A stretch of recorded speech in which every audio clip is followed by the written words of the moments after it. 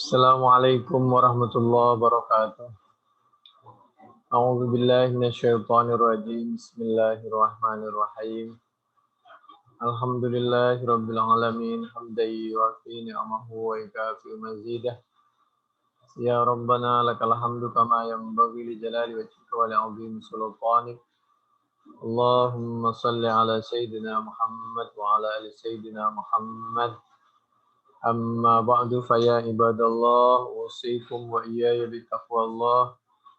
Ittaqullaha haqqa tuqatih wa la tamutunna illa wa antum muslimun.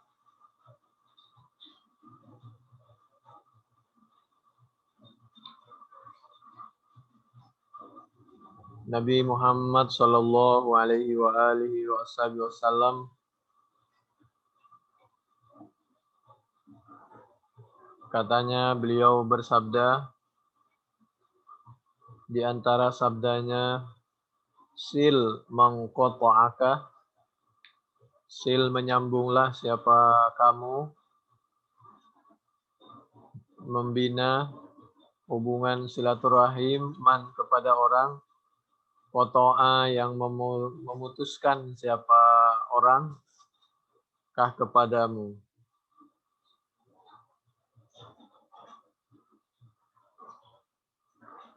Sambung silaturahim kepada orang yang tidak baik kepada kita. Wa'ti dan memberilah siapa kamu man kepada orang harrama yang pelit siapa man kah kepadamu. Kita suruh bersedekah kepada orang yang pelit kepada kita. Wa'fu dan memaafkanlah siapa kamu amman dari orang zalamaka yang telah menzalimi siapa man kah kepadamu. Kita kalau bisa berusaha memaafkan kesalahan orang-orang yang pernah menzalimi kita.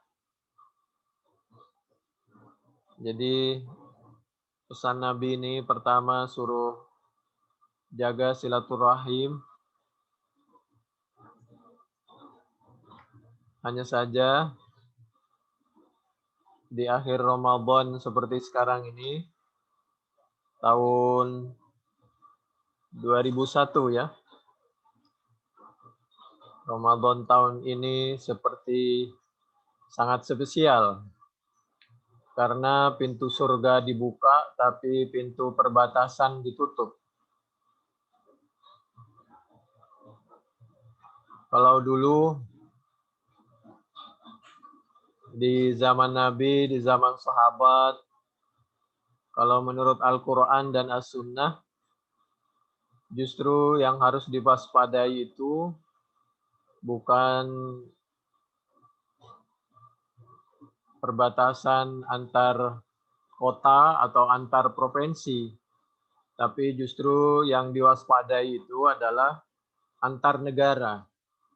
Jadi misal tenaga kerja dari India, tenaga kerja dari Cina, dari luar negeri, itu yang perlu diwaspadai.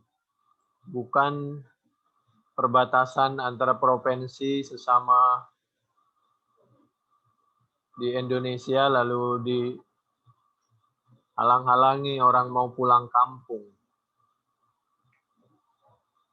Mestinya orang mau pulang kampung itu malah dianjurkan.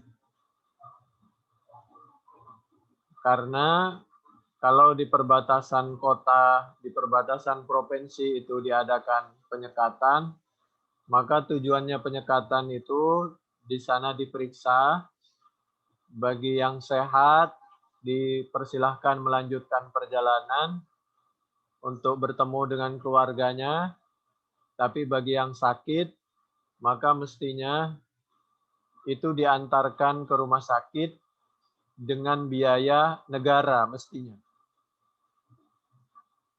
Itu kalau menurut aturan Al-Quran dan As-Sunnah dan yang dicontohkan oleh Nabi Muhammad Sallallahu Alaihi Wasallam dan para sahabat.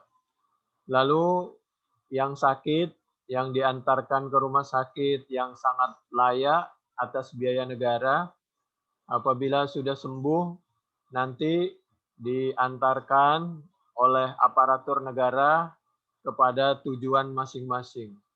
Dengan demikian tercapailah ta'awanu 'alal birri wat taqwa wa la ta'awanu 'alal itsmi wal 'udwan.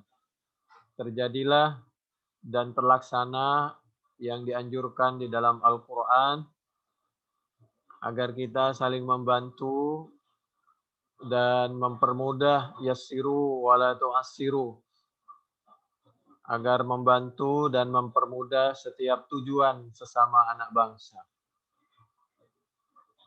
Di dalam hadis Bukhari, misal 5734, fayamkutsu fi baladihi. Balad itu perbatasan antara suatu negara dengan negara yang lain.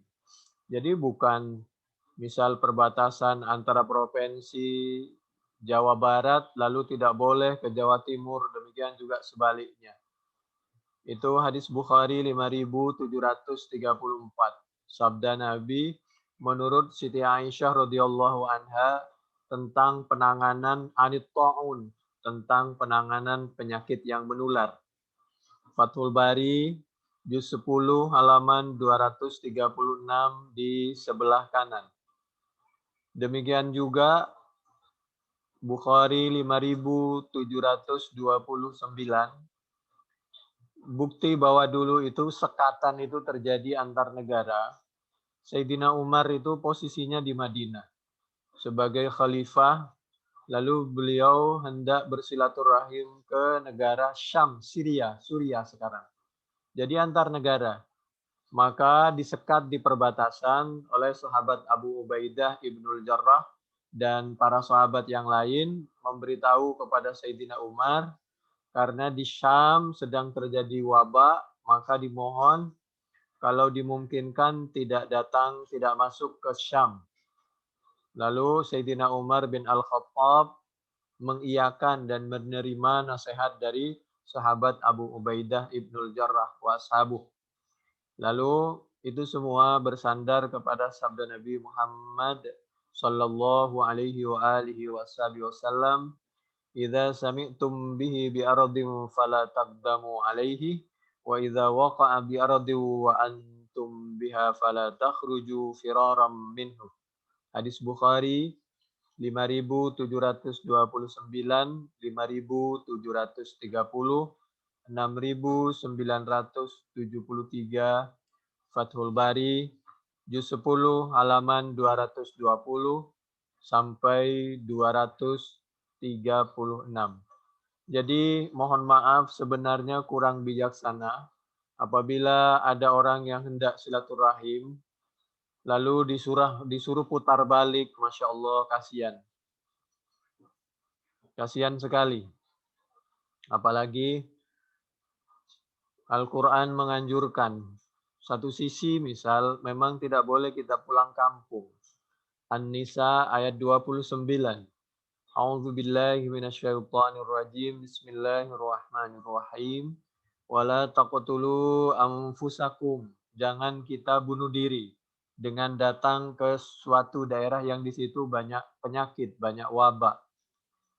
Di sisi yang lain juga Al-Baqarah 195.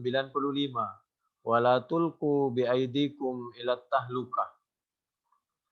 Kalau bahasa hadisnya tadi itu nafirru min qadarillah ila qadarillah. Kita menghindar dari takdir yang baik menuju kepada yang lebih baik. Satu sisi tidak boleh pulang kampung, An-Nisa 29, Al-Baqarah 195. Tapi karena Al-Quran itu saling menafsirkan, yufassiru ba'duha ba'dha, dan saling mengkait, maka di dalam Al-Quran, di dalam surah Al-Baqarah ayat 102, justru diperkenankan pulang kampung. A'udzu billahi minasyaitonir rajim. Bismillahirrahmanirrahim. Wa ma hum bidarrina bihi min ahadin illa biidznillah. Jadi tidak ada penyakit menular dengan sendirinya itu, apalagi kepada orang yang kuat fisiknya, kuat imannya, tidak sedang sakit, pertahanan tubuhnya kuat, maka insya Allah tidak ada penyakit yang bisa datang menular dengan sendiriannya kepada orang tersebut. Semua itu akan terjadi biiznillah. Oleh karena itu, semua terjadi kalau diizinkan oleh Allah. Apalagi juga Nabi mempraktekkan la adwa wala tiyarata wala hammata wala safar. Bahkan Nabi Muhammad SAW di saat ada orang kena penyakit lepra. Lepra itu lebih dahsyat dari COVID. Bahkan juga termasuk penyakit TBC itu sebenarnya lebih dahsyat dari COVID. Namun demikian Nabi seorang dokter, seorang yang ahli, yang fisiknya kuat, imannya kuat, malah dianjurkan imunnya juga kuat, itu dianjurkan untuk membantu orang yang sakit. Tapi kalau orang yang kuat tidak membantu orang yang sakit bisa dibayangkan. Itu di dalam bisa juga digabungkan dengan wafirra minal majdum firaraka minal asad atau kama tafirru minal asad. Itu maksudnya bukan kita suruh lari dari penyakit COVID seperti lari dari singa, bukan. Itu maksudnya jangan kita terkena COVID, jangan kita menjadi orang yang kena penyakit. Beda pengertiannya. Jadi kita disuruh sehat, tapi kita disuruh membantu juga orang yang sakit. Tapi juga kita apabila badan dalam keadaan imunnya lemah, maka kita disuruh menjaga kesehatan dan menjauh dari sesuatu yang dimana di situ bisa tempat yang kurang sehat, khawatir mudah terkena penyakit. Tapi bagi yang sehat dianjurkan untuk membantu dan lain sebagainya. Bukhari 5.707 sampai 5.775, Fathul Bari juz 10 halaman 195 sampai halaman 300.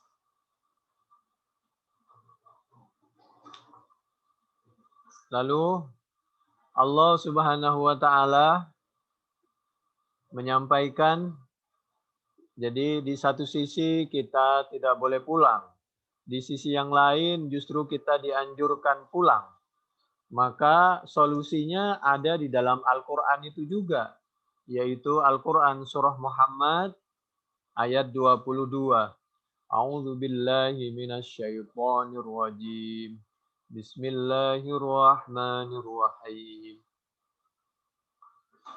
Fahal asaitum in tawallaitum an tufsidu fil ardh wa tuqatti'u arhamakum.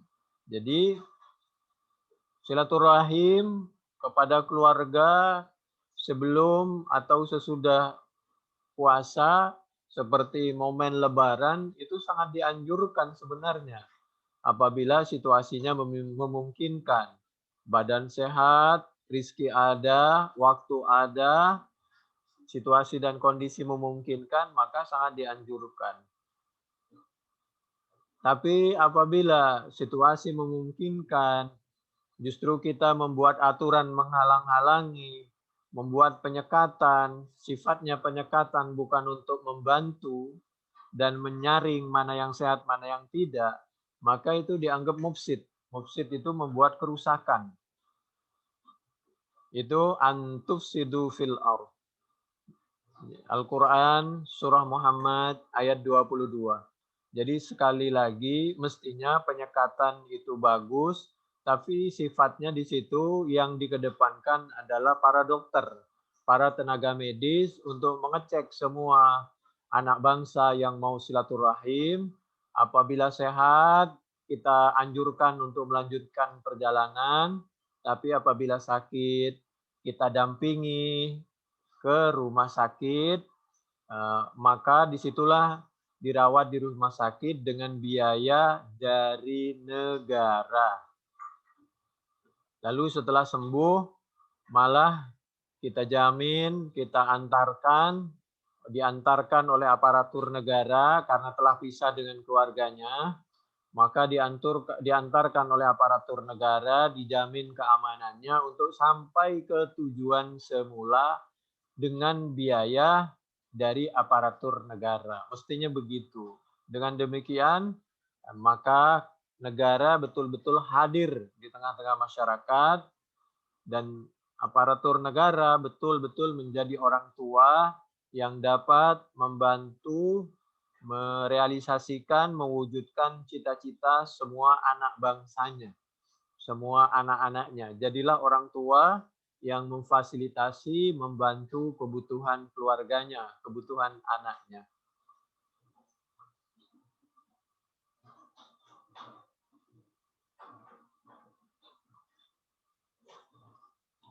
Lalu ada nasihat dari Nabi Muhammad sallallahu alaihi wa alihi wasallam. Rawahu Abu Sa'id Al-Khudri radhiyallahu anhu menceritakan kepada hadis Abu Sa'id Al-Khudri. Siapa Abu Sa'id Al-Khudri radhiyallahu anhu? Mudah-mudahan meridhai Allah. Siapa Allah anhu dari sahabat Abu Sa'id Al-Khudri. Anna Rasulullah, bahwasanya Rasulullah sallallahu alaihi wasallam qol, bahwasanya Nabi Muhammad sallallahu alaihi wasallam bersabda, kana fi man kana qablakum rajulun, kana yaitu ada fi man di tengah-tengah fi man kana qablakum pada kehidupan orang-orang sebelum kalian. Kana rajulun, kana ada fiman, khobarnya kana, yaitu di tengah-tengah, di kejadian di orang sebelum kalian. Maksudnya kasusnya Bani Israel.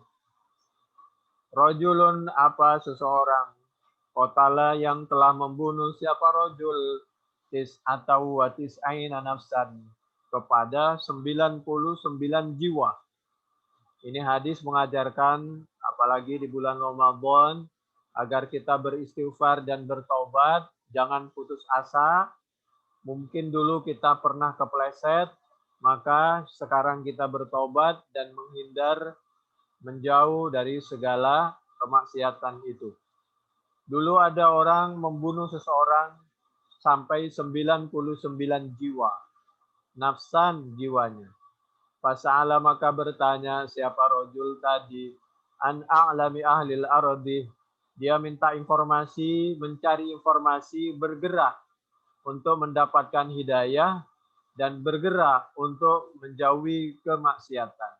Lalu dia mencari informasi siapa di daerah itu yang patut dimintai fatwa, dimintai pendapat. Dia bertanya tentang orang alim di sekitar itu. Fadullah maka ditunjukkan siapa rojul ala rahibin atas seorang rahib. Fatahu, rahib itu orang yang ahli ibadah. Orang ahli ibadah Bani Israel. Kalau ahbar itu orang yang alim dari orang Nasara. Fatahu maka datang siapa rojul hu kepada rahib. Faqala maka berkata siapa rojul tadi, innahu bahwasanya rojul tadi qatala telah membunuh siapa rojul tis'atan wa tis'ina kepada 99 apanya nafsan jiwanya.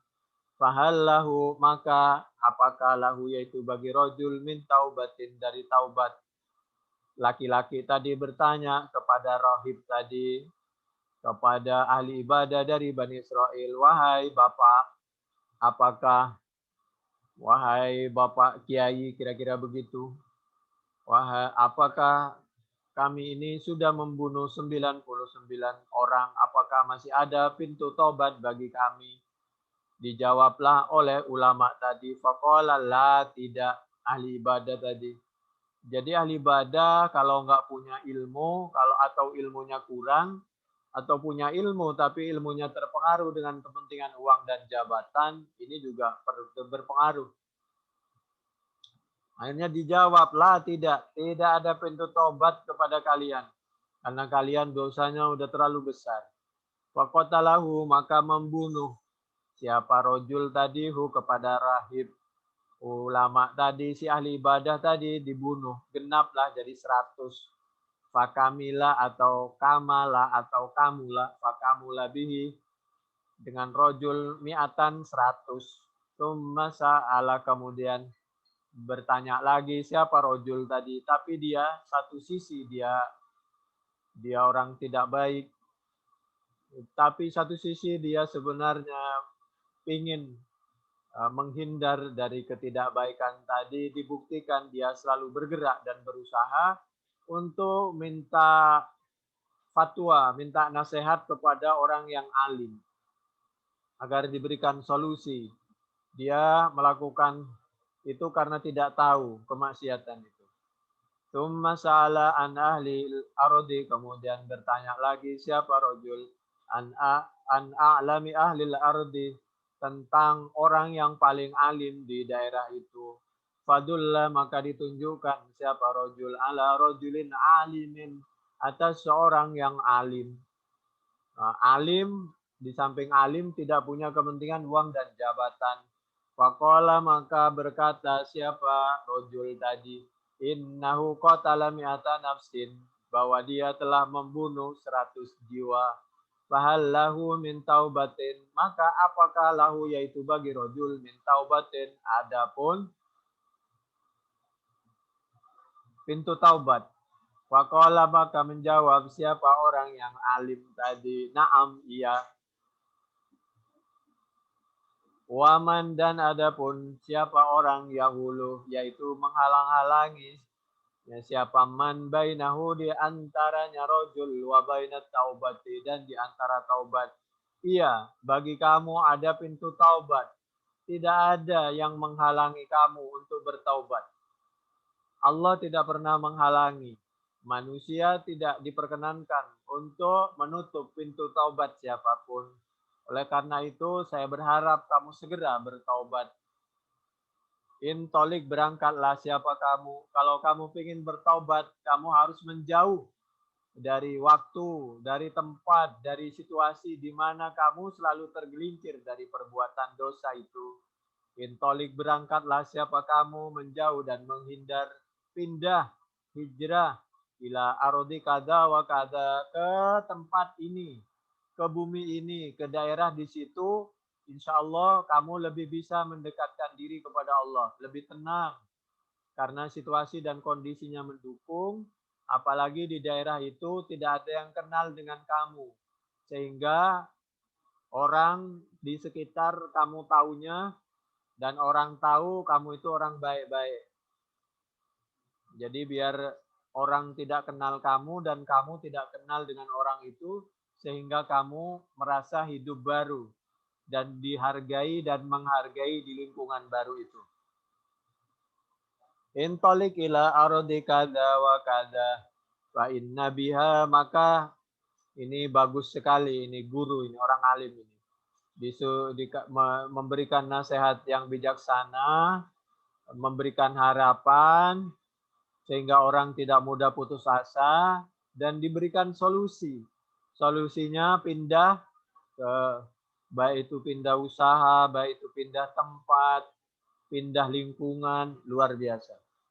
Fa inna biha, maka sungguhnya yaitu biha di arf, unasan, apa beberapa orang ya buduna di sana, di tempat yang baru, banyak orang dan lingkungan yang menyembah, mendekatkan, mengabdikan siapa mereka, menyembah Allah kepada Allah Ta'ala. Ta'ala maha tinggi siapa Allah. Oleh karena itu, fa'budillah, fa'bud, maka menyembahlah siapa kamu Allah kepada Allah, mahum, bersama-sama mereka di sana.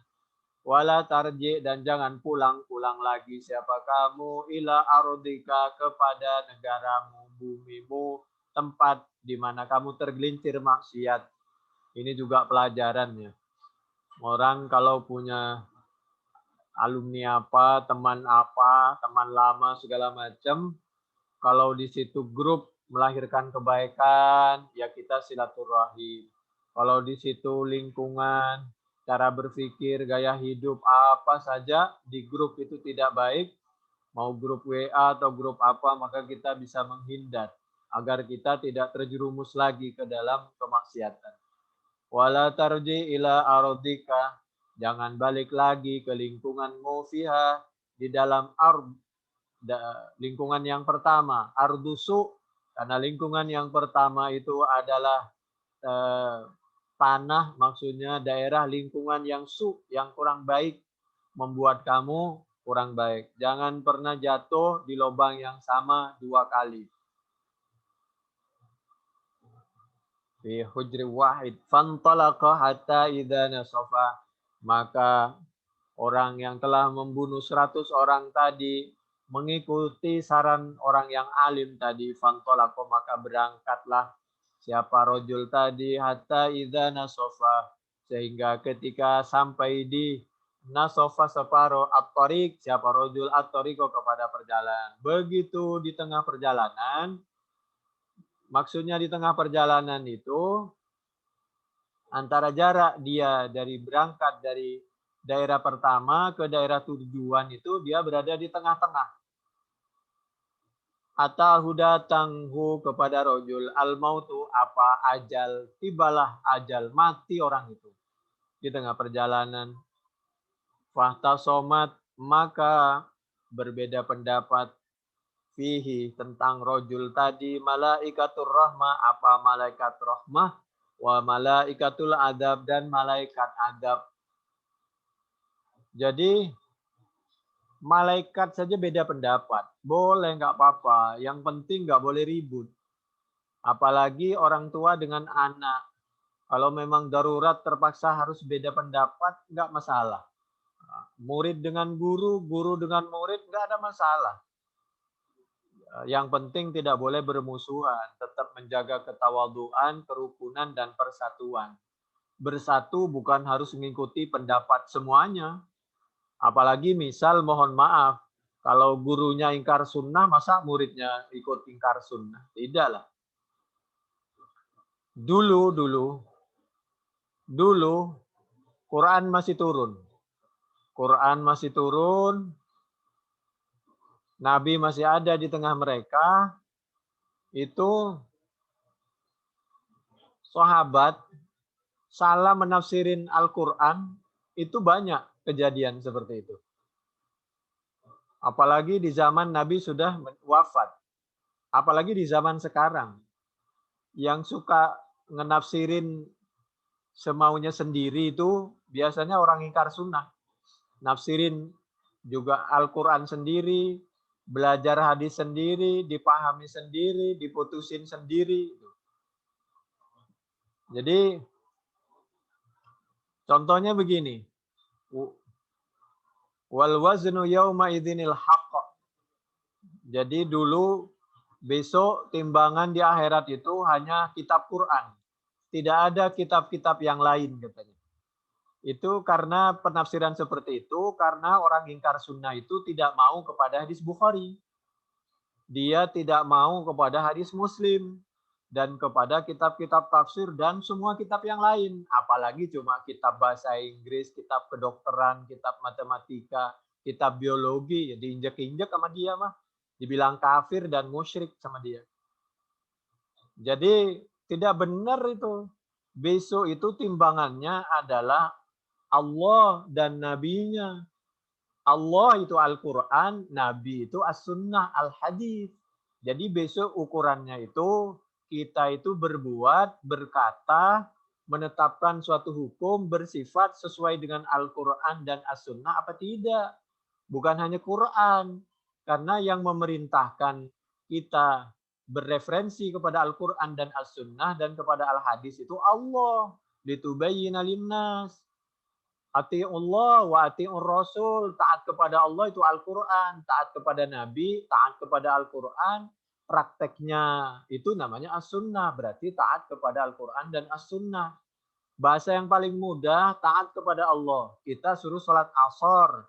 Nah itu Al-Quran. Sholat asar 4 rakaat itu As-Sunnah. Jadi kita memang diwajibkan sholat asar, tapi kalau sholat asarnya 3 rakaat atau 5 rakaat itu tidak sesuai as-sunnah. Jadi timbangannya itu besok tidak hanya Al-Quran seperti penafsiran dan pendapat orang ingkar sunnah, tapi harus sesuai dengan Allah dan Rasulnya, sesuai dengan Al-Quran dan As-Sunnah. Dulu di zaman Nabi, sahabat salah menafsirkan Al-Quran, yaitu namanya sahabat Abu Sanabil Ibnu Bakkar. Kenapa dia salah? Karena dia belajar sendiri, dipahami sendiri, ditafsirin sendiri. Apalagi waktu itu dia punya kepentingan karena ingin menikahi seorang perempuan. Ketika dia melamar seorang perempuan yang bernama Sahabiyah Subai'ah Al-Aslamiyah, lamarannya ditolak. Lamarannya ditolak, dia pakai Quran. Kata Subai'ah Al-Aslamiyah, bahasa sederhananya, saya sudah melahirkan, iddah saya sudah selesai, jadi saya boleh nikah, boleh menerima lamaran dari orang, bukan dari kamu, Abu Sanabil bin Bakkar. Itu berdasarkan A'udzubillahi minasyaitonirrajim, Bismillahirrahmanirrahim, wa ulatul ahmali ayyadhna hamlahun. Itu At-Tolak ayat 4. Wa ulatul ahmal ajaluhunna ayyadhna hamlahun. Jadi sahabiyah ini pinter dia, ustazah dia, bunyai dia. Jadi pakai Quran. Lalu diprotes oleh Abu Sanabil, sahabat Abu Sanabil Ibnu Bakkar. Karena waktu itu ketika suaminya meninggal, dia mencoba melamar, tapi lamarannya ditolak oleh Subai'ah Al-Aslamiyah. Lalu sahabat Subai'ah Al-Aslamiyah ini protes. Nah, kamu sudah melahirkan, menerima lamaran dari orang, itu nggak boleh menikah. Karena iddah kamu itu harus sampai 4 bulan 10 hari. Kamu kan belum 4 bulan 10 hari. Kata sahabat Subai'ah, iya meskipun belum 4 bulan 10 hari, tapi saya kan sudah melahirkan. Sedangkan iddah bagi orang yang ditinggal wafat suaminya, kalau sedang hamil itu ada 2 pilihan.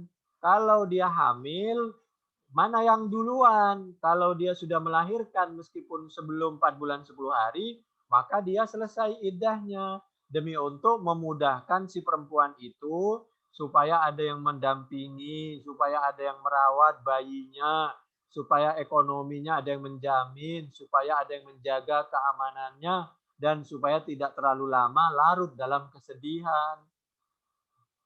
Satu sisi memang betul ada iddah seperti 4 bulan 10 hari, tujuannya agar dia itu merasa sedih, berduka karena ditinggal wafat oleh suaminya, dan untuk menunjukkan kesucian rahimnya.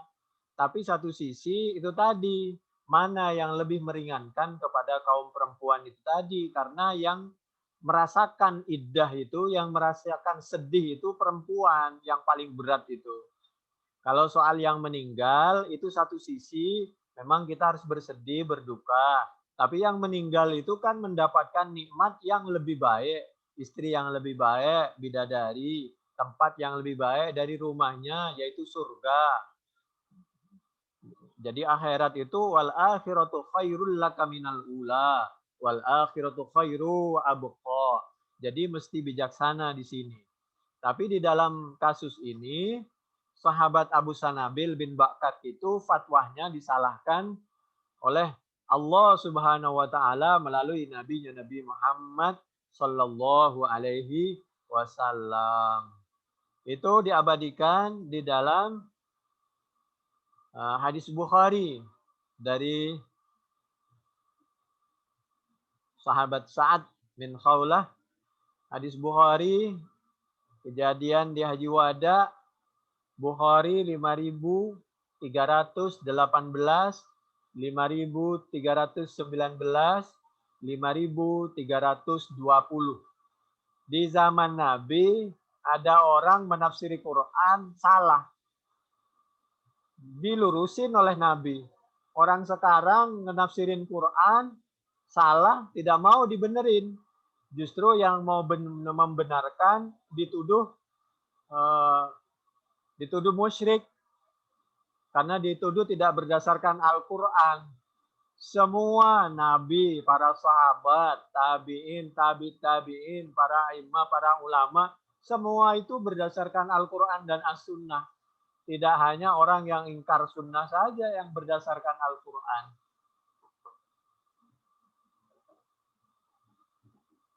Lalu dulu ada sahabat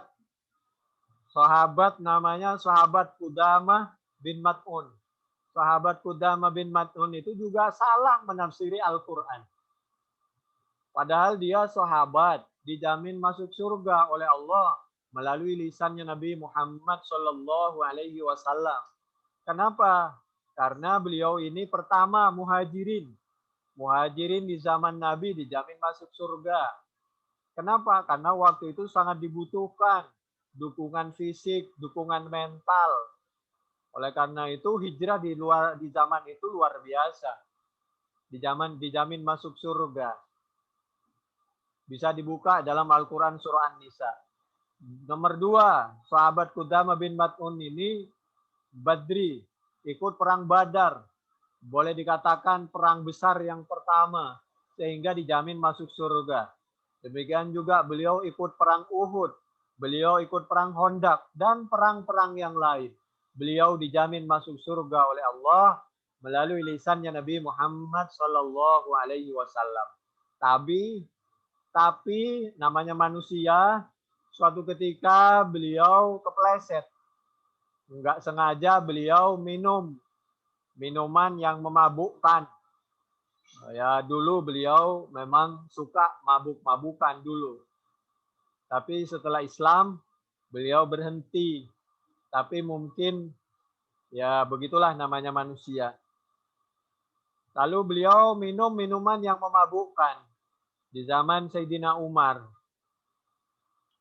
Kambuh, lalu beliau mau dihukum. Ketika mau dihukum cambuk, beliau tidak mau karena beralasan Al-Quran, yaitu Al-Quran surah Al-Ma'idah ayat 93, bahwa orang kalau bertakwa itu maka melakukan apa saja boleh, termasuk minum minuman yang memabukkan menurut penafsiran sahabat Qudamah bin Mat'un. A'udzu billahi minasyaitonir rajim. Bismillahirrahmanirrahim. Laisa 'alal ladzina amanu wa 'amilus shalihati junahum fima ta'imu idza mattaqaw wa amanu wa 'amilus shalihati tsumma taqaw wa amanu tsumma taqaw wa ahsanu wallahu yuhibbul muhsinin.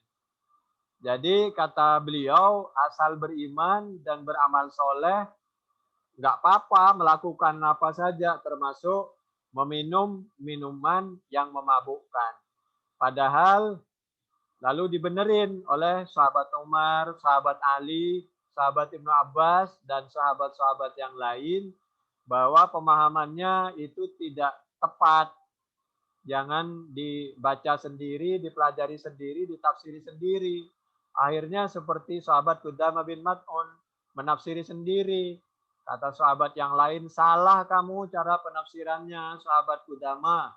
Yang dimaksud, kalau memang beriman dan beramal soleh, tidak mungkin memakan dan meminum minuman yang memabukkan. Kedua, itu ayat untuk orang yang telah wafat. Sebelum Al-Ma'idah ayat 93 itu turun tentang keharaman minum yang memabukkan. Bagi orang yang beriman, beramal soleh, dulu pernah minum minuman yang memabukkan, seperti orang yang ikut perang Uhud. Karena ini Al-Quran surah Al-Ma'idah ayat 93 ini diturunkannya setelah perang Uhud. Bagi orang yang pernah minum minuman yang memabukkan, lalu meninggal waktu perang Uhud, maka insya Allah dimaafkan segala dosa-dosanya Karena perintahnya untuk menjauhi larangan yang memabukkan itu terjadi setelah perang Uhud. Penjelasan seperti ini boleh dicek di hadis Bukhari 6779.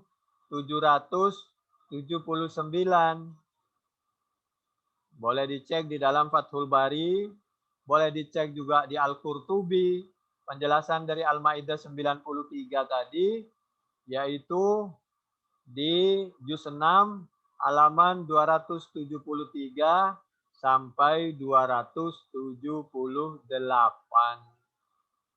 Jadi kembali lagi, waktu Al-Quran masih turun, di zaman Nabi, sahabat itu banyak salah menafsirkan ayat. Apalagi orang sekarang yang pelajari sendiri, apalagi mohon maaf ya, kalau bukan jurusan tafsir hadis sekolahnya. Demikian juga, itu juga pengaruh. Dan itu diabadikan di dalam Al-Quran bahwa banyak sahabat di zaman Nabi, Quran masih turun, salah menafsirkan ayat, bahkan murtad. Mohon maaf. Tapi dianggap tidak banyak karena lebih banyak orang yang beriman, sahabat yang beriman. Yaitu diabadikan di dalam Al-Quran, surah Al-Ma'idah, surah yang kelima, ayat 109. A'udzu billahi minasyaitonir rajim. Bismillahirrahmanirrahim. Yauma yajma'ullahu ar-rusula fayaqulu madza ujibtum qalu la ilma lana innaka anta 'allamul ghuyub. Begitu, ya Allah, itu sahabat kami, ya Allah, ashabi, ashabi. Lalu Allah menjawab, fayuqalu annahum lam yazalu murtaddin ala aqabihim mundu faraqtahum. Mereka itu murtaddin setelah engkau wafat Nabi. Fayaqulu madza ujibtum. Wahai para rasul, bagaimana dakwah kamu, sudah disampaikan apa belum? Sudah. Tapi setelah kami wafat ya Allah, la ilma lana. Kami tidak bertanggung jawab, tapi tidak tahu. Jadi itu Al-Maidah ayat 109. Penafsirannya silahkan buka di dalam berbagai kitab tafsir, termasuk ditafsiri dengan At-Taubah. Di dalam At-Taubah, misal kita lihat di dalam At-Taubah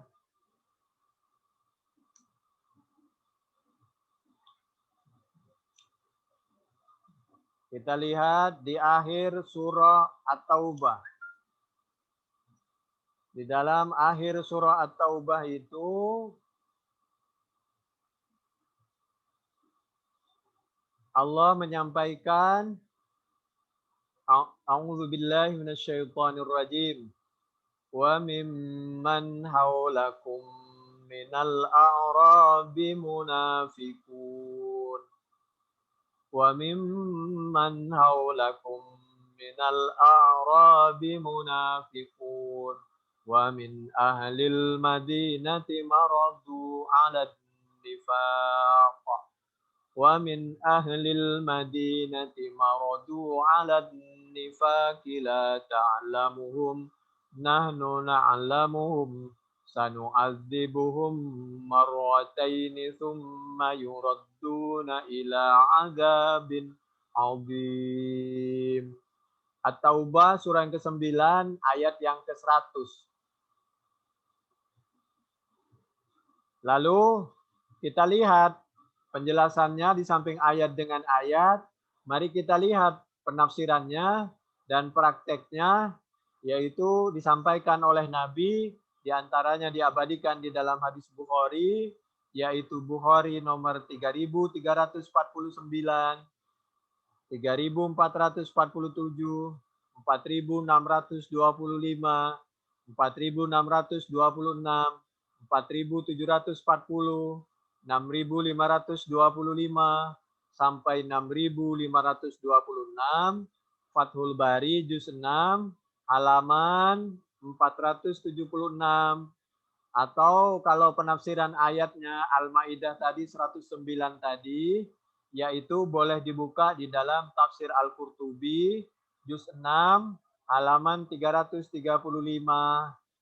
mulai dari 276 sampai 335.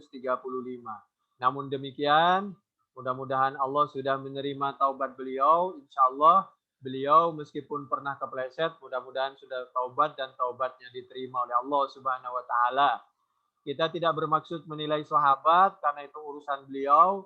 Insya Allah sudah bertaubat dan taubatnya diterima dan insya Allah menjadi ahli surga. Urusan kita, urusan kita. Tapi kita hanya menjelaskan tentang secara ilmiah bahwa dulu pernah terjadi kepleset karena yang maksum itu adalah hanya Nabi. Wallahu ya'simuka minan nas. Al-Maidah. Tilka ummatun qad khalat laha ma kasabat walakum ma kasabtum wala tus'aluna amma kanu ya'malun. Al-Baqarah diantaranya ayat 141.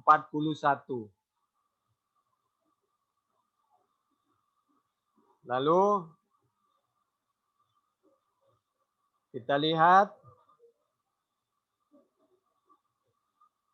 kembali lagi kepada yaitu cerita bahwa ada seorang yang kepingin bertaubat, lalu begitu beliau bertaubat, pergi dari suatu daerah yang tidak baik menuju ke daerah yang baik, maka di tengah jalan beliau meninggal.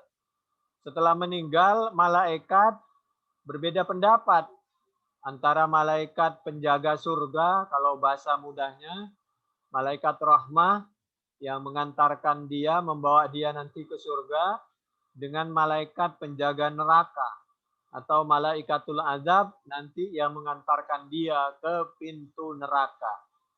Jadi malaikat saja beda pendapat, boleh. Termasuk Nabi pernah berdialog seperti Nabi Musa dengan Nabi Adam. Demikian juga tidak ada masalah terjadi beda pendapat, apalagi kita. Yang penting tetap menjaga ketawaduan, saling menghargai, saling menghormati, dan menjaga kerukunan dan persatuan. Itulah pentingnya saling memberi masukan, saling memberi nasihat. Itulah umat Islam. Tidak boleh mengkultus berlebihan, tidak boleh membiarkan kekurangan, agar saudaranya tidak salah terus-menerus, dan apabila ada kebaikan kebenaran, agar saling menolong dan membantu dan mensupportnya, agar sama-sama masuk surga dan terus berada di dalam kebaikan dan kebenaran. Itulah yang dimaksud tawasau bil haqqi. Itu juga kelebihan apabila kita tawasau bil haqq, tawasau bil marhamah, saling sayang, bentuk kasih sayangnya, saling support dengan cara selalu memberikan nasihat, meskipun nasihat itu ada kalanya menyenangkan, ada kalanya nasihat itu tidak menyenangkan. Fahtasamat fihi malaikatur rahmah wa malaikatul adab. Malaikat aja beda pendapat. Kata malaikat rahmah, ini orang mau taubat.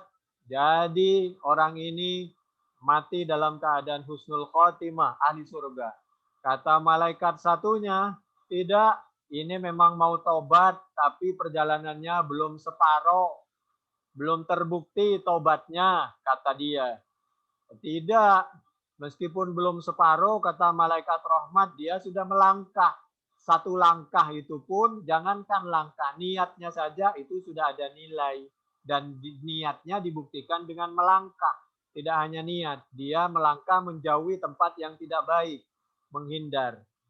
Nah, akhirnya faqalat malaikatur rahmah ja'ana ta'iban muqbilan biqalbihi ila Allah ta'ala. Wa qalat malaikatul adzab innahu lam ya'mal khairan qattu. Fa'atahum malakum fi surati adamiyyin. Datanglah malaikat berbentuk manusia. Faja'aluhu bainahum. Kemudian datanglah malaikat di situ, berada di tengah-tengah masyarakat. Malaikat beda pendapat, manusia juga beda pendapat waktu itu. Ini mau dikuburkan di pemakaman Nasrani, apa mau dikuburkan di pemakaman Islam? Kira-kira begitu. Cara Islam atau cara non-Islam. Lalu datanglah malaikat berbentuk seperti orang yang alim, manusia. Lalu nanti orang ini ditokohkan oleh masyarakat, diminta pendapatnya. Karena waktu diajak musyawarah, pendapatnya berdasarkan Al-Quran dan As-Sunnah dan sangat bijaksana, dapat menghargai semua pendapat, maka pendapat ini yang diambil nanti. Jadi sederhana orang hidup itu. Apabila kita mau jadi orang tua, maka kita harus merukunkan, menghargai semua perbedaan pendapat. Apabila kita mau jadi orang alim, jadilah orang alim yang bisa memberikan solusi dan dapat menghargai semua ijtihad. Yang penting semua harus berdasarkan Al-Quran dan As-Sunnah. Tapi kalau kita mau main di lapangan, maka kita harus namanya, kalau pemain di lapangan itu berarti dia berpihak.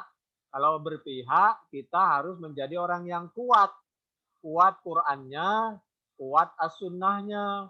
Jadi baca Qur'annya harus benar, baca hadisnya harus benar, pemahamannya harus benar, dan harus bisa dipertanggungjawabkan. Nggak bisa dipelajari sendiri, dipahami sendiri, diputus-putusin sendiri, lalu menganggap pendapat yang lain, ijtihad yang lain tidak Qur'ani dan tidak Rabbani. Ingat, yang membunuh Sayyidina Ali itu adalah orang yang mengaku Qur'ani dan Sayyidina Ali itu dibunuh karena dianggap tidak Qur'ani.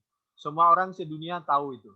Dan itu orang Khawarij, orang Haruriyah, orang Irak di sana yang tega membunuh Nabi dan keluarganya Nabi karena dianggap tidak berdasarkan Al-Quran. Lalu malaikat yang turun berbentuk manusia yang berada di tengah-tengah manusia tadi berpendapat. Setelah diminta pendapat oleh masyarakat, bagaimana Pak Kiai, bagaimana Habib, menurut Habib, oh begini saja, mari kita ukur. Mari kita ukur. Dia lebih dekat ke tempat tujuan, ke tempat yang baik, apa dia lebih dekat ke tempat semula yang tidak baik tadi. Faja'aluhu bainahum ay hakaman faqala qisu ma bainal ardin fa ila ayyihima kana adna fawalahu. Mohon maaf. Qisu ma bainal ardaini, bukan ardin. Kalau ardin itu ardina, itu beberapa bumi. Tapi kalau ardo ini itu maksudnya dua tempat. Tempat yang pertama yang tidak baik dan yang kedua adalah tempat yang baik. Jadi bacanya ardo ini. Fa ila ayyihima kana adna fawalahu. Kalau dia lebih dekat kepada yang lebih baik, tempat yang lebih baik, berarti dia ahli surga. Kalau lebih dekat sebaliknya kepada tempat yang kurang baik, berarti dia ahli neraka. Fa ila ayyihima kana adna fahuwalahu. Wa qasu, akhirnya diukur, disaksikan oleh masyarakat. Malaikat ngukur, fawajaduhu. Ya, malaikat tadi, fawajaduhu, maka menemukan siapa mereka, hu kepada rojul, orang yang telah membunuh 100 orang tadi, adna lebih dekat, ilal ardillati aroda, kepada bumi yang dituju, yang lebih baik. Ada yang berpendapat segini. Apa ya? Sekilan. Ada yang berpendapat sehasta, ada yang bilang sedepa. Pokoknya lebih dekat sedikit lah. Faqobadahu, maka setelah keputusan selesai, maka segera mengambil, menggendong, membawa, menuntun kepada laki-laki tadi, malaikatur rahmah. Apa malaikat rahmah? Malaikat yang bertugas mengantarkan dia ke pintu surga. Ini pelajaran ya, bahwa kita jangan putus asa dan kita harus bergerak min qadarillah ila qadarillah, dari situasi yang baik kepada yang lebih baik. Terus kita lebih mendekatkan diri kepada Allah, menuju kepada keberhasilan dunia maupun akhirat. Dan apabila terjadi perselisihan, maka kita nggak masalah perselisihan, malaikat saja berselisih. Para nabi pernah bermusyawarah seperti Nabi Adam dan Nabi Musa. Meskipun berselisih, Nabi pernah juga bermusyawarah dengan para sahabat, termasuk dengan sahabat Umar, ketika akan melanjutkan ke Tabuk. Maka Sayyidina Umar menyampaikan, Nabi ini wahyu dari Allah atau dari pendapat Nabi. Kalau itu wahyu Allah, Umar, saya tidak bermusyawarah. Jadi kalau itu bukan wahyu Allah, kita nunggu wahyu Allah saja. Maka kalau berkenan kami punya pendapat, kita balik saja dulu Nabi. Jangan dari Tabuk, kita langsung ke Romawi. Karena di Romawi belum ada orang Islam. Nanti khawatir dia kaget, pertahanan dia kuat, kita kalah di situ. Jadi lebih baik kita menyiapkan diri di samping menunggu petunjuk dari Allah Subhanahu wa taala dan arahan dari Allah Subhanahu wa taala. Jadi Nabi itu menghargai pendapat sahabat. Demikian juga Nabi Ibrahim. Sudah jelas-jelas wahyu dari Allah untuk mengorbankan putranya. Maka Nabi Ismail, beliau masih bermusyawarah dengan putranya Nabi Ismail. Inni ara fil manami anni azbahuka fanzur madza tara. Qala ya abati f'al ma tu'mar satajiduni insyaallahu minas sabirin. Jadi bukan kita menomorduakan Al-Qur'an, tapi kita disuruh tawasau bil haq wa tawasau bis sabri wa tawasau bil marhamah. Rajin-rajinlah bermusyawarah agar kita ini mendapatkan petunjuk dari Allah dan mendapatkan petunjuk dari nabinya dan mendapatkan saran dan banyak keluarga dan famili dan melanjutkan silaturahim. Boleh bermusyawarah, boleh beda pendapat, tapi harus tetap menjaga ketawaduan, harus saling menghargai, tetap jaga kerukunan, jaga persatuan. Cerita seperti ini ada di dalam Bukhari 3283, di dalam Muslim 2766. Demikian mudah-mudahan bermanfaat. Petugas yang mohon maaf, kami tidak bermaksud menggurui, bagi petugas yang menjaga di perbatasan, mudah-mudahan punya sifat, punya kebijaksanaan, sehingga tidak, mohon maaf, tidak membuat atau tidak memberikan keputusan hitam di atas putih. Karena dulu ada sahabat ketika diajak oleh sahabat yang lain, memang satu sisi kita harus mengikuti apa kata pimpinan. Kalau kata imamnya, kalau kata pimpinannya harus ikut, tidak harus 100% ikut.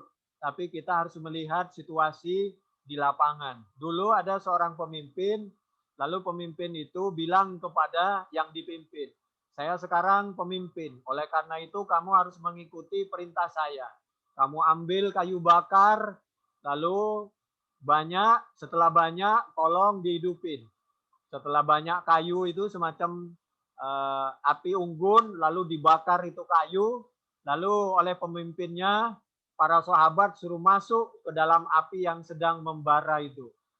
Lalu kata para sahabat, kamu memang pemimpin saya, tapi saya ini masuk Islam dan mengikuti as-sunnah, mengikuti Nabi karena ingin jauh dari api, baik api dunia maupun api neraka. Jadi tidak mengikuti itu sahabat terhadap perintah pimpinannya. Maka laporlah setelah emosinya tenang, pimpinan tadi ya sudahlah. Lalu dilaporin, kata pemimpin, ya sudahlah kalau kamu tidak mau patuh kepada perintah saya, ya sudah. Dan setelah pulang dilaporin kepada Nabi tentang kejadian itu.